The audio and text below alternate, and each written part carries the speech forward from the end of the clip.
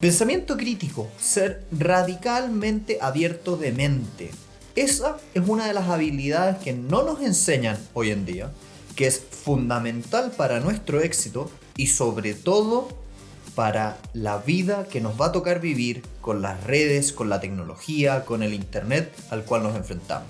Hoy revisitamos una sección, un pedacito del libro de los principios de Ray Dalio que toca esta materia.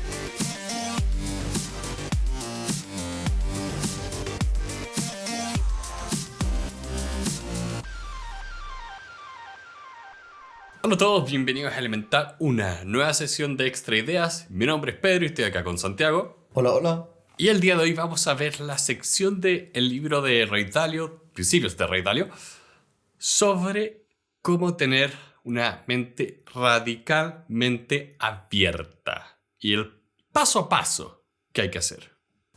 En este sentido, me gustaría partir hoy con reconocer que el pensamiento crítico, o esto de ser radicalmente abierto de mente, es raramente enseñado en nuestras instituciones formales, los colegios, las universidades, y de a poquitito se ha ido reconociendo su importancia.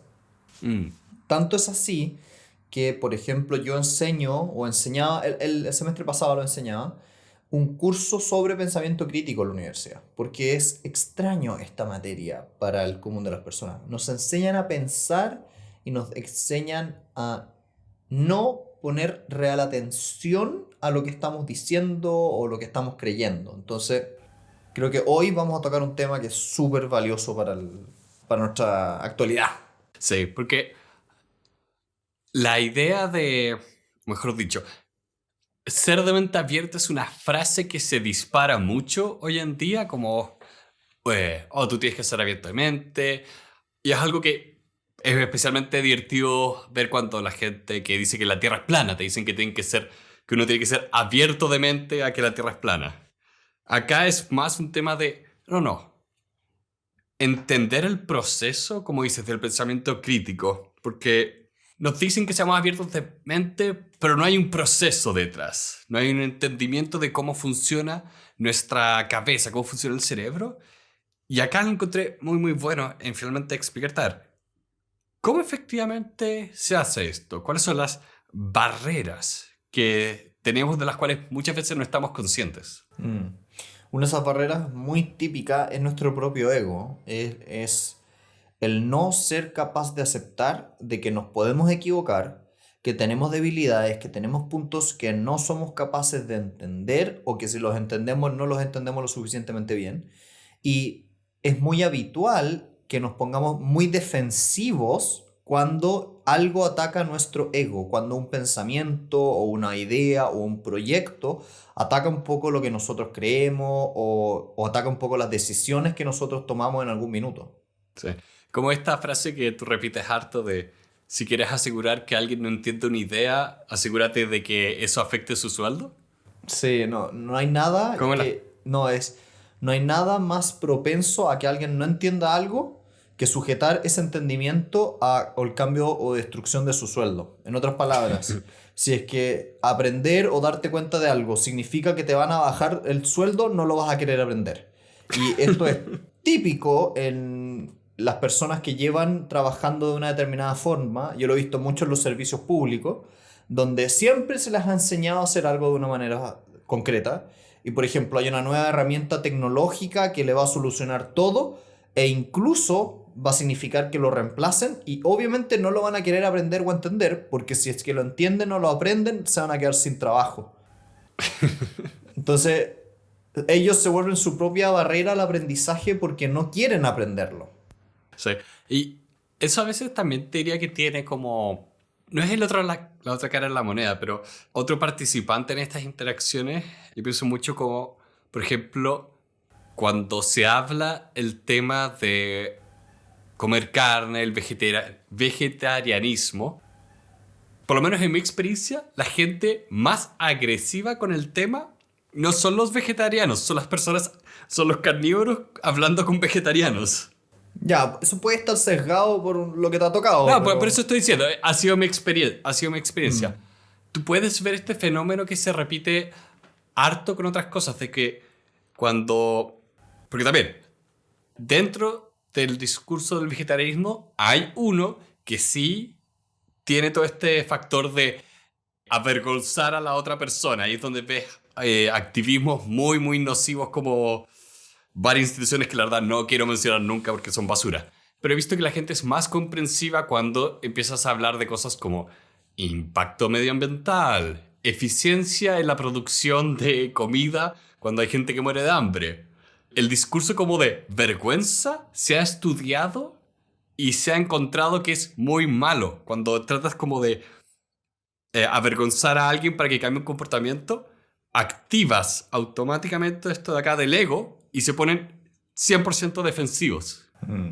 Entonces eso es algo muy interesante de considerar cuando uno queremos cambiar el comportamiento de alguien más, pero también hacerlo al revés de, ok, esto que me están diciendo no me gusta porque activó mi defensa de ego o porque efectivamente la idea es mala. También hay que reconocer que dentro de uno mismo, además del ego, hay como dos cerebros. El cerebro más lógico, racional, con argumento, y el cerebro más emocional, impulsivo. Y muchas veces se pelean entre sí esas dos partes de uno mismo. Como esta idea de que hay veces que tú sabes racionalmente que es algo que no deberías hacer, pero tu lado emocional muchas veces te dice hagámoslo, hagámoslo, hagámoslo. ¿Cuántos errores hemos cometido haciendo eso? Sí, mira, lo vamos a pasar muy bien cuando leamos acá en el podcast Thinking Fast and Slow, que entra en más detalle en esto, pero efectivamente tenemos esta caricatura muy antigua de que existe un lado emocional y un lado racional. No es tan así, pero sí hay algo de verdad en esto, de que hay una parte de nuestro cerebro que es impulsiva, saltar a conclusiones, tomar decisiones sin pensar, y esa es la que se gatilla mucho. Y te diría que hoy en día en Internet, como todo es tan instantáneo y tan rápido, hay veces que las personas podemos cometer errores muy graves de manera muy rápida y meternos en la pata de los caballos sin saberlo. Aquí el tema está en que uno tiene que reconocer que uno hace o toma decisiones, perdón, más en base a la emoción que al análisis racional, y que eso muchas veces lleva a resultados incorrectos en tu raciocinio. Hay que intentar ser capaz de reconocer que cuando el sentimiento se mete entre medio, las cosas no siempre funcionan de la mejor manera. También otra cosa que me gustaría destacar acá tiene que ver con un tema que ya hemos hablado varias veces, de ser capaz de reconocer que hay muchas cosas que tú no conoces. Sí. En otras palabras, ser capaz de ver y aclarar que hay áreas oscuras del conocimiento que tú no has identificado, y que incluso, y esto es súper difícil, que hay cosas que aún no sabes que no sabes. Acá es muy divertido porque es donde también vemos donde la gente que uno llama expertos dicen cosas muy estúpidas. A ver, expláyate esta idea, Pedro, a ver. A ver, déjame darte un par de ejemplos. Se me olvida el nombre del científico particular, pero fue una persona que ganó un premio Nobel por sus descubrimientos en bioquímica, en química, así como en los años 50, y después empezó a decir que tú podías curar el cáncer con vitaminas. Y empezó a sacar papers respecto a eso. Y todos sus pares le decían, no, esto no funciona así. Porque era un tipo que era muy bueno en un área, que empezó a comentar sobre otra sin el mínimo conocimiento. El otro ejemplo como clásico es como Albert Einstein, que descubrió la relatividad, planteó la teoría de la relatividad. Él después nunca aceptó las ideas nuevas que trajo la mecánica cuántica. La idea de la incertidumbre. Él es famoso por decir en un minuto, Dios no juega al universo, no juega dados con el universo. Y uno de sus amigos, también científico, le dijo, Albert, no le digas a Dios qué hacer con el universo. O incluso un caso reciente, Elon Musk hablando en público y estando completamente equivocado sobre cómo se iba a desenlazar esta pandemia. Cuando tienes a alguien que es muy, muy bueno en un área, y salta a otras sin entender sus propias limitaciones y puntos ciegos, terminan diciendo cosas muy, muy idiotas. Es que ahí yo creo que estáis siendo demasiado agresivo, ¿no? El hecho de que te salgas de tu área de confort no hace que tú seas y digas estupideces de por sí o cosas muy idiotas, pero hay que tener cuidado de caer en eso. Exacto. Creo que está siendo demasiado categórico. No, sí, Se puede, no estoy diciendo se que puede cuando te dar- sales dices cosas estúpidas, sino de que ocurre acá que tienes una persona que domina mucho un área, tiene un gran nivel de confianza, salta a otras áreas sin hacer la reflexión y el entendimiento de, ok, acá hay otros niveles de expertise, sin hacer la reflexión, finalmente. Ya, pero es que ahí estoy en desacuerdo contigo, porque de hecho, como veníamos hablando en el libro anterior, de Range, hay muchas veces que las personas que salen de esas áreas y aplican principios a otras materias dentro de las cuales no tienen ningún conocimiento, se logran grandes avances. Sí. Entonces, insisto en que creo que Es que dentro un del te- mismo libro también decía qué pasaba cuando tú tenías un solo modelo y lo aplicabas a todas las cosas sin importar de lo que se trataba. Cuando de hecho daba el ejemplo de los volcanólogos, que decía, todas las cosas son producto de volcanes. Yo estoy hablando más de ese fenómeno. Ya, yo creo que estoy en desacuerdo contigo, porque la verdad es que creo que en este caso en concreto, no es el hecho de salirte de tu área de expertise el problema, es el hecho de no reconocer que hay cosas que no manejas, pero estoy en desacuerdo que el hecho de que tú tengas una expertise en otra área no lo puedes aplicar a otra cosa. De hecho, ojalá que lo hagas para generar el cruce de ideas. Tiene que haber la posibilidad también de que se haga el cruce, o sea, Sí, tiene que haber esa posibilidad. sí, Es ideal. porque, a ver, si yo tomo un instrumento y lo llevo a otra área, puedo encontrar grandes resultados o puede que no sean compatibles. Perfecto, y por lo tanto es facultativo que digas una estupidez o no, pero no una obligación. Fuiste muy categórico al principio al decir estas personas que se salen de su área de expertise y que dicen estupidez en otras áreas. No necesariamente. O sea, eso estaban haciendo. Eso están haciendo, porque no están haciendo Pero, que la ahí está- reflexión. pero ahí estás dando dos ejemplos sesgados. Hay otros ejemplos donde sí es muy valioso el salirse. Mi punto es, no seamos categóricos al decir, si tú te sales de tu área de expertise y no reconoces que hay Yo no siento que puntos esté ciegos, dici- vas a decir estupideces. Yo no siento que esté diciendo de que si tú te sales de tu área de expertise, vas a decir estupideces. Eso fue lo que yo entendí que estabas diciendo. A ver, reformula. Entonces, ¿qué sí estás diciendo? Ok, porque acá lo que está hablando finalmente es de los puntos ciegos.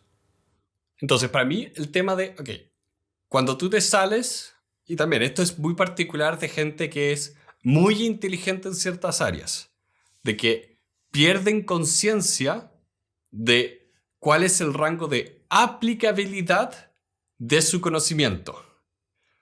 Porque eso tiene que ser evaluado. No puedes simplemente saltar a ciegas a decir de que, ¿sabes qué? Porque soy un experto, en el caso de Elon Musk, en física, voy a poder comentar sobre algo como una pandemia sin haber estudiado el tema. En el caso donde dices, antes de dar tu opinión o ser categórico en decir, ¿sabes qué? Esto es cierto o incierto, tú tienes que estudiar.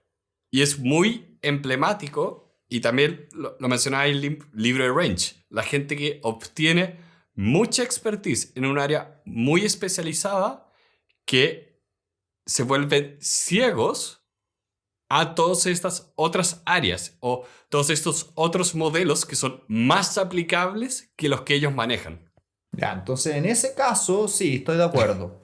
En la medida de que tú apliques un pensamiento sin ser capaz de identificar el punto ciego o aplicabilidad, sí, estoy de acuerdo. Los expertos van a terminar diciendo estupideces. Pero insisto en que al principio entendí que me estabas diciendo que los expertos que se salen de su área dicen estupideces. No, eso Y- por ningún motivo. Sí. Lo vimos en Rage. Ya, entonces sería bien interesante que los dos escucháramos de nuevo este audio, a ver qué dijiste al principio, o yo te entendí mal, o algo salió mal aquí.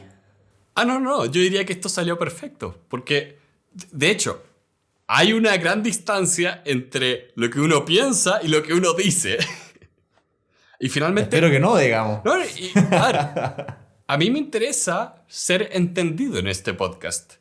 Y por desgracia, la audiencia no está acá para hacerme preguntas, solo estás tú. Que hay veces que tu forma de pensar es tan abstracta que me cuesta seguirle el hilo. Entonces, a veces tiráis frases y me pierdo. Sí, No, y por eso hay preguntas, porque, como dice acá, uno también tiene puntos ciegos y es importante, de hecho, tener gente en la cual uno puede confiar para preguntarles cosas. De hecho, son las cosas que dice acá que encuentro muy buenas, de que es importante tener gente con la cual tú puedas tener conversaciones y discusiones de manera sincera. Pasa tanto ahora que en internet o en la televisión, como son escenarios, tenemos gente discutiendo ante una audiencia, no es una conversación entre dos personas que tengas confianza de que puedes, ok, exploremos las ideas, encontremos la verdad. Hay muchas discusiones que se hacen en mala fe. Mira, yo aquí creo que he aplicado harto esto en mi vida, de que hay muchas cosas que no sé, me pasa harto en la pega. Cuando la gente que trabaja conmigo, mi equipo, me pregunta, oye, ¿cómo se hace esto? Hay muchas veces que le digo, ¿sabes qué? No tengo idea. Por favor, descubrámoslo juntos, porque en verdad no lo sé. Y está el vicio de pensar de que, tú eres el jefe y por lo mismo tienes que saber todas las respuestas. Creo que no es la forma inteligente de acercarse a la resolución de problemas. No es sana. No hay que preocuparse, como dice el libro, de siempre parecer inteligente o parecer bueno o muy, muy top, sino más bien preocúpate de obtener los resultados y las metas que tú estás buscando. A mí no me interesa que el cliente sienta que yo soy muy inteligente, a mí me interesa que el cliente vea un resultado concreto. Ahí hay un tema que Neil deGrasse Tyson lo menciona harto, de el problema de la expertise, como presentarse a uno mismo como un experto, es que te predispones a tener que siempre poner tu ego por delante. Siempre tienes que estar defendiendo lo que estás diciendo y pierdes la oportunidad de decir, no sé. Lo único que uno tiene que buscar es la mejor respuesta. No tiene que ser la mejor respuesta que tú mismo solo puedes crear. Entonces ahí el trabajo en equipo también es muy interesante. Sí. Y la transparencia también es muy importante ahí porque generas mucha confianza después. Ahora, igual aquí también juegan ciertas cosas, que es que a nivel interno estoy de acuerdo, tienes que buscar la mejor respuesta, tienes que aprender a decir que no. Pero ahí a veces me baja un poco la duda si es la mejor movida de marketing. Como hay ciertas áreas donde es valorizado monetariamente el conocimiento.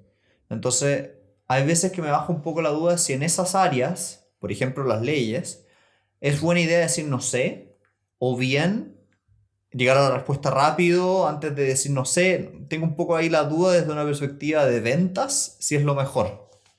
Es que tenía la pregunta al revés. ¿Qué tipo de cliente quieres atraer? Uno Un que te poco pague. como...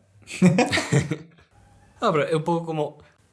¿Cómo es que las noticias están tan obsesionadas con llegar a contar lo que pasó antes de entender por qué, antes de efectivamente pensar si es que lo que están mostrando es importante o no?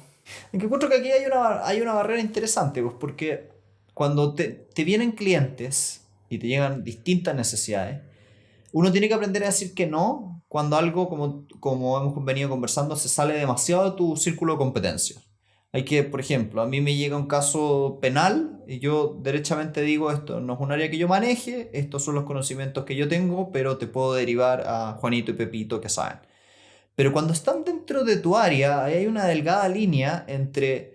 Muchas veces sucede que el cliente te pide algo y tú lo manejas hasta un cierto grado, pero hay ciertos detalles que no sé, por los últimos cambios de la ley o que cambió alguna parte del organismo público o hace un año que no hacías esta gestión, han cambiado un poquitito. Entonces ahí surge un poco la dinámica de hasta dónde uno debe reconocer que no sabe.